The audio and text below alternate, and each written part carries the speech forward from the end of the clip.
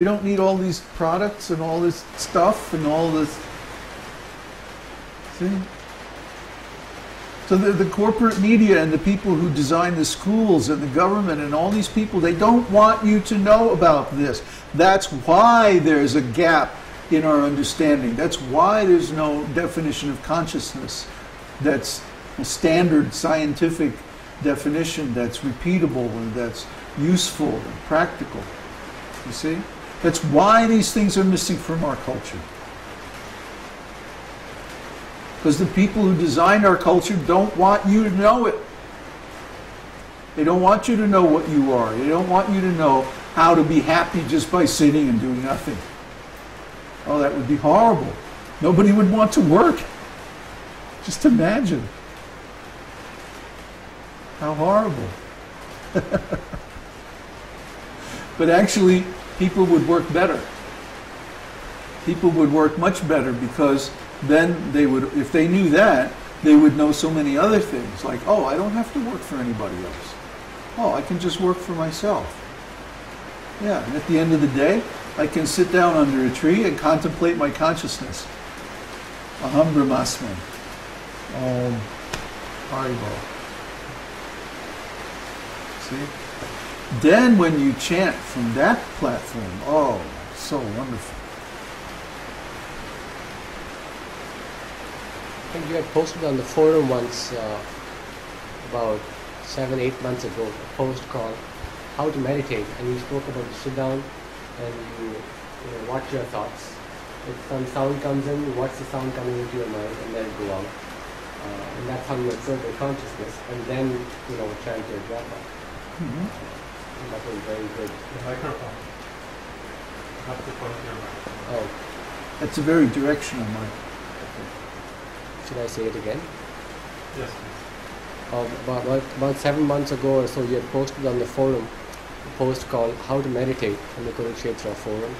And you talked about you sit down in a comfortable, quiet room, and then just close your eyes, maybe watch your breath for a few seconds, and then watch your thoughts. If a thought comes in, just watch it there and let it go out. If there's some disturbance, if a car honks, just watch the sound coming to your mind and let it go out. And this way, slowly you become aware of your own consciousness. Who is watching? Who is hearing? Who is thinking? So then we become aware that all our thoughts, intelligence, mind is something that we are watching. So we become aware of ourselves as consciousness. Mm-hmm. And then we start to chant our japa. Yeah, you chant from that platform. That's very nice, very powerful.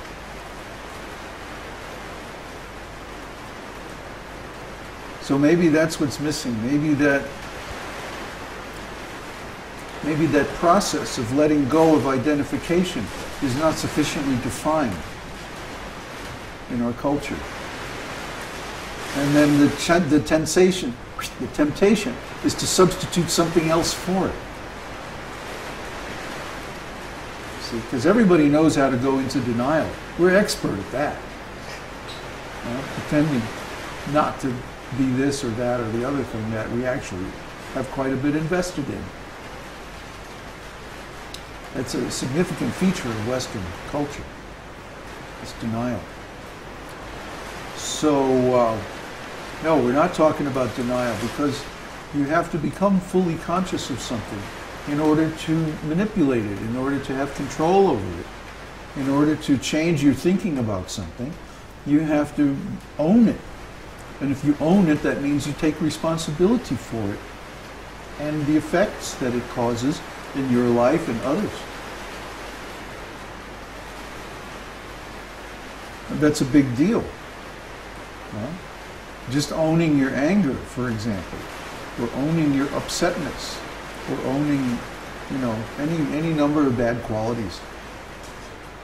These are big pieces of work that people have to do on themselves to get sufficiently conscious of those areas of themselves so that they can own them and take responsibility for them. What does that mean, to own and take responsibility? To admit that I get angry. I get frustrated, I get mean. Sometimes I'll speak harshly to people. All kinds of stuff like that. And I do that. And that's me, I do that. That's mine, and I have to take responsibility for that. See? I caused so-and-so to feel upset. I did this and that, and this other person didn't understand that where I was coming from, and then they saw me as being a mundane personality because I got angry, or because I spoke harshly, or because I did this. And going back and seeing that, well, oh, my anger at my godbrothers was immense. It took me a year and a half of intensive primal therapy to get over that, to where I could finally let that go and say, okay, I'm not angry at them anymore. Because first I had to get over the fact that I had suppressed that anger, and it was eating me up inside, and that's why I had heart problems. So first it had to come out, and I had to own it fully, and then I had to express it, and then only I could work towards letting it go. This is psychology. This is like mental hygiene or emotional hygiene. This is preliminary to even Brahman realization. What to speak of pure devotional service? Pure devotional service is so high, try to understand. You have to be so clean, so clear, so self-realized to attain pure devotional service. It's a huge piece of work. It takes years, especially from the platform of ordinary human consciousness, which is so aberrated and so neurotic and so mixed up. So try to understand, these are all preliminary things, and if you don't handle them, you're going to have to go back and handle them later, because you will find your progress blocked.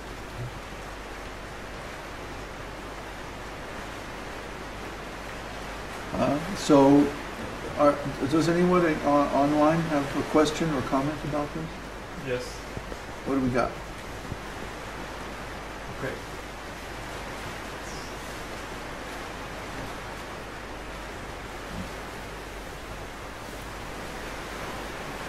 David Logan said, I'm applying what you said about Paramatma realization to focusing my chanting on the sound of the holy name. I was always told to do this, and now I have a clear example of how it is applied and what it can lead to. Mother Swati said, I get it that I am not my body and I am the soul. I feel happiness in my heart when I focus on Krishna. I am also not able to focus on my consciousness and feel the bliss. And then Mother Swati said, if a person is happy with himself most of the time, even doing nothing, is he watching his consciousness? Well, how else could you be happy with yourself? You know, I wrote about this a long time ago, or did a podcast on it, Your Perfect Body, about living in the country. There's been several times in my life where I lived way, way, way out in the country, you know, like half an hour or more from the nearest town. Just in a little cabin or something like this, and spent lots and lots of time alone. Until now, being alone is actually my preferred state. If I could live just way out in the country in a little cabin and all by myself, I'd be so happy, you know. To have to deal with other people and all the dynamics of personal interactions and everything is really, it's difficult. I could just be all by myself and chanting all day and just be fine. You know, so try to understand what I'm doing now is like an austerity. You know, I can't imagine how Prabhupada could leave Vrindavan and go to the West and be around all of these like degraded hippies and preaching and all this. You know, must have been so much trouble for him. It was such a great sacrifice, such a huge austerity for him to do that. But he did it to satisfy his spiritual master. And just like I'm doing this to satisfy Śrīla Prabhupāda, his order to me. So, you know, being alone is really wonderful. What's that? A road through the desert on a horse with no name, right? In the desert, you don't feel no pain because there ain't no one to give you something. Anyway, the fact that you are alone means actually that you are with Krishna. You are with the super soul. The soul and the super soul. The Atma and the Paramatma. You see? That's our real situation anyway. Our real situation is that what we're seeing when we see other people are just sense impressions. And remember how we talked last night about